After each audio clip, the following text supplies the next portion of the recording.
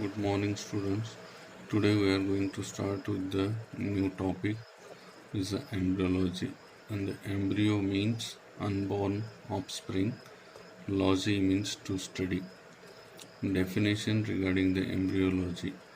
Embryology is the study of the development of an individual before birth. During the first 2 months, we call the developing individual an embryo. After that, we call it as a fetus. The testis is the male sex organ. The ovary is the female sex organ. And these sex organs produce the gametes. And the male gamete produced by the testes are called as the spermatozoa. And this process is called as the spermatogenesis. And the female gametes produced by the ovary are called as the ova or the follicle, and the process is called as the oogenesis. Spermatogenesis and the oogenesis are together called the gametogenesis. What is meant by embryo? In human, the developing organism from the fertilization to the end of the 8th week is called as the embryo. And the definition regarding the embryology. So, embryology, the science of the origin and the development of the individual from the fertilization of an oocyte to the end of the 8th week of development. Fertilization. What is meant by fertilization? So, fertilization means union of the male and the female gametes, and the two forms the diploid number of zygote, and it leads to development of a new individual is called as a fertilization. What is meant by gamete? So, gamete means is a haploid number of reproductive cells is called as a gamete. So, gametogenesis, the development of the male as well as the female sex cells is called as the gametogenesis. So, oogenesis, the process of formation of female gametes is called as the oogenesis. Oogonium, a primordial oocyte during the fetal development is called as a oogonium. Spermiogenesis, and the second stage in the formation of spermatozoa is called as the spermiogenesis. Ovulation. So, ovulation discharge from a secondary oocyte and form the Graafian follicle is called as a ovulation. And the chromosomes in an individual cell structure.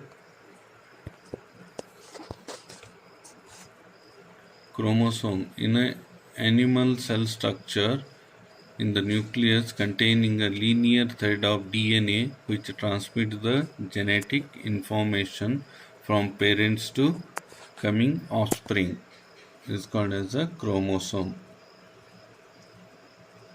And the next come to the terms and the embryological terminology. So oocyte. So many terms, embryological terms are derived from the Latin as well as the Greek terminology. So oocyte means it is derived from the Latin and its meaning is egg or the ovum. The female germ or the sex cell produced by the ovaries is called as the oocyte, and the mature oocyte is called as a secondary oocyte. So other than the secondary oocyte is called as a primary oocyte.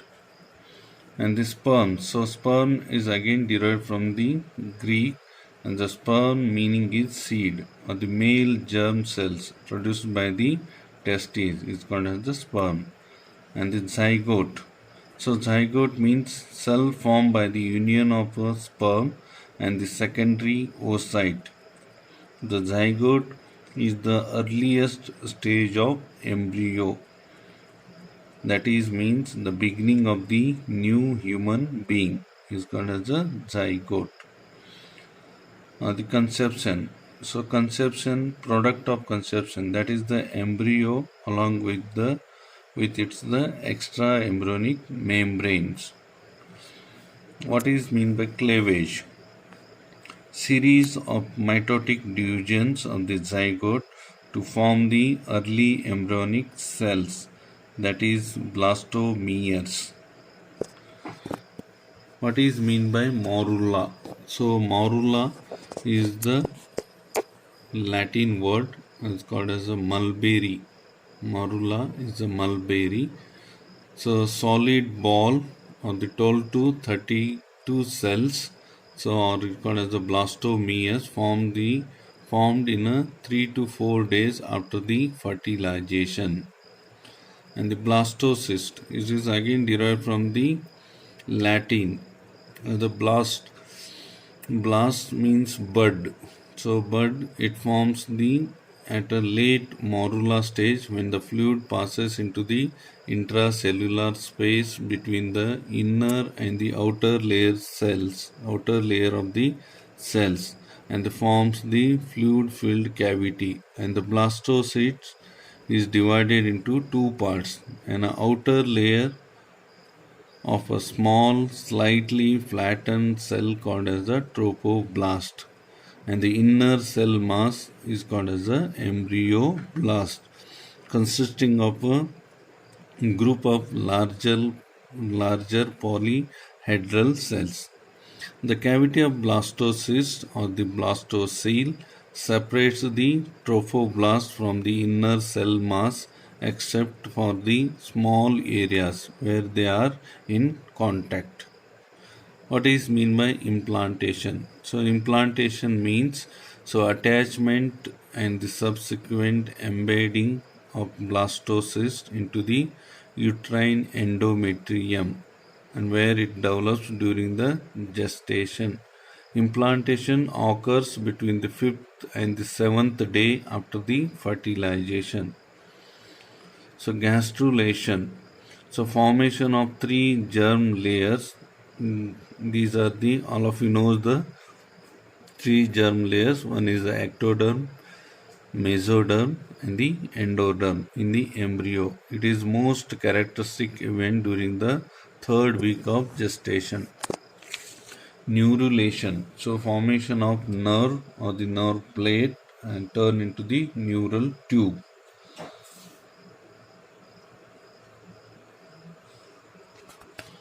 These are regarding the terminologies.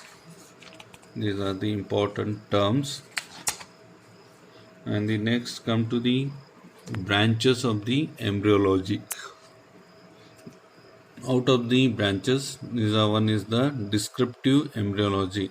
The term is applied to the method of study concerned with the direct observation and the description of the embryological development. For example, direct observation means the lady is having the pregnancy, it is having bears the growth inside the uterus. So or the other changes. So some of the developmental changes takes place. This is concerned with the embryological development. This is called as a descriptive embryology. And the second, experimental embryology. It involves all those studies that attempt to understand the various fundamental mechanisms of the different animals. For example, cleavage, fertilization, these are the differ from the human beings to the animals. So again in the animal they are the different. For example, pig fertilization is different, the frog is different, rat is different. So these are the different fertilization as well as the cleavage. Means here is the cleavage cells are the different. So numbers are, it may be increase, it may be less. So normally in the human beings, the cleavage is 12 to 16 stage, or the 12 to 16 or the up to the 32 cell is called as a cleavage. And the comparative embryology, so it embraces the comparative study in the different animal group. For example, the human beings as well as the animal like a monkey, dogs, cats, so other animals, horse. These are the animal groups, and these are called as a comparative animals, or the cows, buffalo. These are the different kinds of the animal groups. And the chemical embryology. And this branch of embryology includes all those studies which employs the various biochemical as well as the biophysical as well as the physiological techniques for the understanding the embryological events. So with the help of these biochemical as well as the biophysical and the biophysiological techniques for the understanding the embryological changes of the events at the molecular level. And the teratology is the branch of embryology concerned with the study of malformation or the birth defects of the coming individual. And the next come to the reproductive system. So the male reproductive, first of all we are going to discuss regarding the male reproductive system as well as the organs those are present in the male reproductive system. So one by one is the testes. First one is the testes, second one is the epididymis, third one is the vas deferens, fourth one is the seminal vesicles as well as the ejaculatory ducts as well as the ejaculatory ducts and the prostate gland, and the next one is the bulbourethral glands or the Cooper's gland, and the last is penis. So these are the important parts present in the male reproductive system or the system structures. So first of all regarding the testes. So regarding the primary reproductive organs in the males is called as the testes, and the secondary reproductive organs in the males are called as the scrotum, epididymis, ductus deferens, seminal vesicles, urethra, prostate gland, or the bulbourethral glands, and the penis. And the genital tract consists of the vas differentiation or the epididymis, vas deferens, ejaculatory duct, and the urethra. And the male genital tract carries the sperm produced in the testes to the urethra, and from where the sperms are deposited in the vagina during the intercourse. Okay. And next come to the testes. Testes are a pair of ovid organ within the scrotum and that produce the sperms and the testosterone. So testosterone hormone is responsible for the production of the sperms. So each testis is 4 to 5 centimeter long, lying within the scrotum, and it is suspended in the scrotum by the spermatic cord. The spermatic cord provides the vascular, lymphatic, and the nerve supply to the testes and provides the passage to the vas deferens. The outer part of each testis is made up of a thick white capsule that is called as the tunica albuginea. The white means there is a thick and as well as the white color. And the fibrous septum from the capsule extends inside and divides into each testis into 2 to 300 cone-shaped lobules, and each lobule contains 2 to 4 convoluted seminiferous tubules. The epithelial lining of walls of these tubules contains the cells and that develop into the spermatozoa. Through the cell division surrounding the tubules and the interstitial cells which secretes the male hormone that is called as the testosterone. And the seminiferous tubules empty their secretions that is the spermatozoa into tubular network, and this network is called as the rete testis, which is in turn into the empty near about 15 to 20 efferent ducts. The efferent ducts enters into the epididymis to form the duct of the epididymis. And next regarding the epididymis. The epididymis is a comma-shaped structure lying posteriorly and slightly lateral to each testis, with a vas deferens. Along its medial side, it consists of a single cannulated duct, duct of epididymis, formed by the union of the efferent ductals of the testes. Within the duct of epididymis, spermatozoa is a mature. Okay, and next come to the vas deferens. Vas deferens is a thick-walled muscular tube about 45 centimeters long and which begins at the tail of the epididymis as the direct continuation of the duct of the epididymis. It runs upward along with the vessels within the spermatic cord, and the terminal part of each vas deferens is sacculated is called as the ampulla of vas deferens, and the terminal narrow part of the vas deferens joins the duct of the seminal vesicles to form the ejaculatory duct at the base of the prostate gland. The main function of the vas deferens is to transport the spermatozoa from the epididymis to ejaculatory duct with the help of peristaltic contraction of the smooth muscles helps in the propelling the semen. The vas deferens is a cord-like when the grasps between the thumb and the index finger because of its the thick wall and the small lumen. And the next come to the seminal vesicles or the ejaculatory ducts.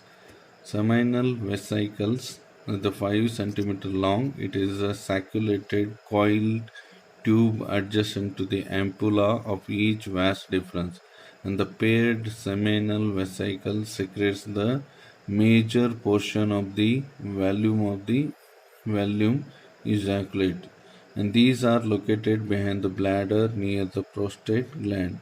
Each vesicle ends in the small duct that is joins the ampulla of vas deferens to form the ejaculatory duct, and the two ejaculatory ducts are the slender tubes that opens into the prostatic part of the urethra, and the secretion of the seminal vesicles is a thick mucus like it contains the fructose and that provides the nutrition to the sperm. And next come to the prostate gland. Prostate gland is a pyramidal fibromuscular gland and it is a grayish or the reddish in color. It consists mainly muscular tissue. The prostate gland surrounds the proximal part of the urethra and the two ejaculatory ducts. And the presence of the fluid in the prostate gland is called as the prostatic fluid. And the next, bulbourethral glands. Bulbourethral glands, also called as the Cooper's glands, are two yellow pea-sized glands located on each side of the membranous urethra. These glands secrete the alkaline mucus that is poured into the penile urethra and just before the ejaculation of the semen. The secretion of these glands mixes with the sperm and the other glandular secretions to form the sperm. And next come to the penis part. So penis is the male organ of copulation and it is a pendulous, consists of the glans penis, sapt of the penis and the two of the erectile columns and the dorsal portion. So means here is the one is the corpora cavernosa and the corpora spongiosum, and the distal end part corpora spongiosum expand to form the triangular enlargement called as the glans penis, and the urethra travels through the corpus spongiosum and the opens as a external urethral orifice on the tip of the glans penis. So these are the regarding the embryology as well as the reproductive organs and the branches of the embryology. Okay, thank you.